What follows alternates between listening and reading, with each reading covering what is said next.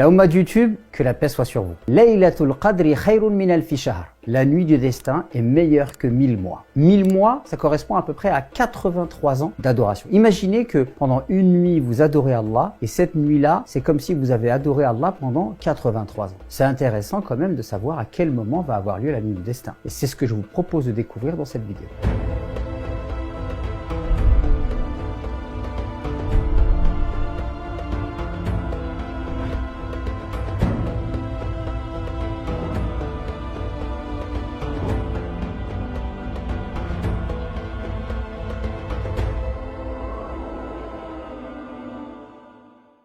Alors, tout d'abord, la nuit du destin, qu'est-ce que c'est? La nuit du destin, c'est une nuit durant laquelle le Coran a été révélé. Alors, le Coran a été révélé d'abord de Lawh al-Mahfouz à Bayt al-Ma'mour, c'est-à-dire Lawh al-Mahfouz, les tablettes préservées qui sont auprès d'Allah, à Bayt al-Ma'mour, Bayt al-Izza, c'est la maison céleste qui est au-dessus de la Kaaba, dans les cieux, et c'est l'endroit où les anges font le pèlerinage. Et d'ailleurs, dans un hadith prophétique, le prophète nous dit, alayhi salatu wassalam, que chaque jour, il y a 70 000 anges qui rentrent dans cette maison céleste pour faire la circumambulation, le tawaf, et ils n'en ressortent jamais. Donc ça, c'est la première descente du Coran. Et donc, la deuxième révélation du Coran, c'est lorsque le prophète, alayhi salatu wassalam, va recevoir le Coran. Et là, le Coran va être révélé de Bayt al-Izza, la maison céleste, à la poitrine du prophète durant 23 ans. Et les premiers versets qui vont être révélés, les 5 premiers versets de la sourate 96, de la sourate Al-Alaq, Iqra bismi rabbika alladhi khalaq, eh bien, ces versets-là vont être révélés pendant la nuit du destin qui se trouve pendant le mois de Ramadan. Donc, la nuit du destin, on nous a informé de son existence dans les textes sacrés, puisque personne ne peut déduire ces choses-là, puisque cela relève de l'invisible. Il y a même une sourate qui s'appelle Sourate al-Qadr. Et il y a aussi un autre passage du Coran où on fait référence à la nuit du destin. Donc, en arabe, on appelle ça Laylatul Qadr. Al-Qadr, ça signifie deux choses. Ça signifie la destinée, la mesure d'une chose, et ça signifie également la valeur. Et comme je vous l'ai dit en introduction, la nuit du destin équivaut à 1000 mois d'adoration, ce qui correspond à plus de 83 ans d'adoration.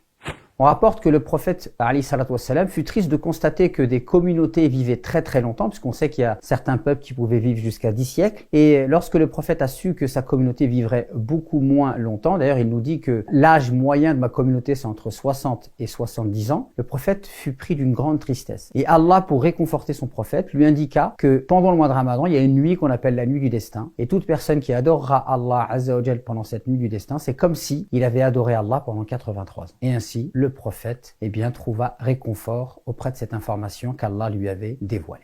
Alors écoutez bien, maintenant je vais vous raconter une histoire qu'on raconte pas souvent et pourtant elle est tirée d'un hadith authentique. On rapporte que le prophète alayhi salatu wassalam connaissait la date exacte de la nuit du destin. Et il est sorti pour annoncer cela à ses compagnons. Et quand il est sorti, il a trouvé que 2 compagnons étaient en train de se disputer. Et là, son cœur va être touché. Puisque l'un des grands fondements de la da'wah du prophète, qu'est-ce que c'est? C'est de rassembler les gens. De rassembler les cœurs autour de l'amour d'Allah. Et lorsqu'il va voir que justement les gens sont en train de se disputer, il va être touché. Et là, on peut se poser une question, est-ce que nous aujourd'hui aussi, on a ce souci de réunir les cœurs? Et est-ce que nous aussi aujourd'hui, on est touché de voir la division au sein de la communauté musulmane? Et j'ouvre une parenthèse, la diversité d'opinion c'est une chose, la division c'est une autre chose. On peut très bien être unis sur des grands principes et des grands fondements de l'islam, tout en divergeant sur d'autres questions de l'islam. Et d'ailleurs, la divergence est inévitable. Et le fait de diverger ne fait pas de nous des ennemis. Mais aujourd'hui, hélas, très souvent, divergence d'opinion est synonyme de division des cœurs. Lorsque le prophète va voir ces 2 personnes en train de se disputer, il va être tellement choqué qu'il va oublier la date exacte de la nuit du destin. Et il va dire, j'étais sorti pour vous l'annoncer, et à cause de votre dispute, eh bien Allah me l'a fait oublier.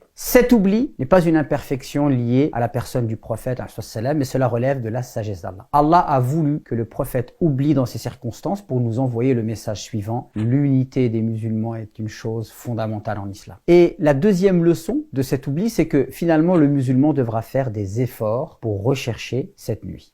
Alors les savants nous disent que cette nuit se trouve dans les 10 dernières nuits du mois de Ramadan. Certains ont été plus loin et ils ont apporté des précisions. Ils ont dit que c'est pendant les 10 dernières nuits impaires. Et certains ont dit que c'était la 27e nuit. Alors qu'est-ce qu'on peut dire par rapport à cela? On peut dire que si une personne elle peut faire l'effort de veiller les 10 nuits, qu'elle veille les 10 nuits. Si elle n'a pas la force, alors elle va focaliser ses efforts sur les nuits impaires. Et si vraiment elle a des difficultés, alors elle fera en sorte de ne pas rater la 27e nuit. J'aimerais attirer aussi votre attention sur la sourate al-Qadr. Sourate al-Qadr comporte comporte 3 fois Laylatul Qadr, la nuit du destin ou la nuit de la valeur. Quand vous prenez Laylatul Qadr et que vous comptez le nombre de lettres, il y a 9 lettres. Comme ça revient 3 fois 9 égale 27. Et ça, c'est pas moi qui le dis, c'est Ibn Abbas. Également, Surat Al-Qadr comporte 30 mots. Et elle se termine par le verset suivant. Salamun hiya hatta matla'il fajr. Salamun hiya, elle est paix. Hiya, et hiya c'est la nuit du destin. Et ce hiya ici, c'est le 27e mot. Donc c'est bien la preuve que on n'est pas sûr de la date exacte de la nuit du destin. Mais s'il y a un moment où il ne faut pas se rater, c'est pendant les 10 dernières nuits, voire les 10 dernières nuits impaires. Et surtout, ne pas rater la 27e nuit. Je compte sur vous, à vous de jouer. Alors maintenant, il y a une question qu'on peut se poser. Celui qui cherche la nuit du destin, qu'est-ce qu'il peut dire? Et notre mère à tous, Aïcha radiyallahu anha, de par sa sagesse et son intelligence et sa perspicacité et de par sa sagacité, elle a posé cette question au prophète. Elle a dit, Ya Rasulallah, si je trouve la nuit du destin, quelle est l'invocation que je dois dire? Et je vous invite juste à réfléchir. Est-ce que le prophète a dit à sa femme Aïcha, si tu trouves la nuit du destin, lis tout le Coran, fais 400 rak'at. Des choses comme ça exorbitantes, parce qu'on est beaucoup dans le règne de la quantité, comme disait René Guélon. Regardez ce que le prophète va lui dire. Et ça, il y a une grande miséricorde, un grand enseignement et une grande sagesse à tirer. L'islam, c'est la simplicité. Il lui a dit, tu dis, Allahumma innaka afu'un tuhibbul afwa fa'fu anni. Oh Allah, tu aimes expier les péchés et tu aimes pardonner, alors pardonne-moi. Fais-moi miséricorde. Et donc, c'est bien la preuve que pendant la nuit du destin, le musulman, qu'est-ce qu'il cherche à faire? Il cherche à se faire pardonner ses péchés. Ne peut chercher à se faire pardonner ses péchés que celui qui conscientise ses péchés. Et celui qui conscientise ses péchés, c'est pas celui qui est orgueilleux, c'est celui qui est humble. Il a conscience de sa faiblesse, il a conscience de son besoin d'Allah, il a conscience de ses manquements, de ses limites, de ses erreurs, et il vient vers Allah subhanahu wa ta'ala avec beaucoup de modestie, beaucoup d'humilité, et il demande à Allah de lui pardonner. N'hésitez surtout pas à partager cette vidéo pour qu'elle puisse profiter au plus grand nombre. Je vous invite à liker cette vidéo, à vous abonner et à activer la petite cloche.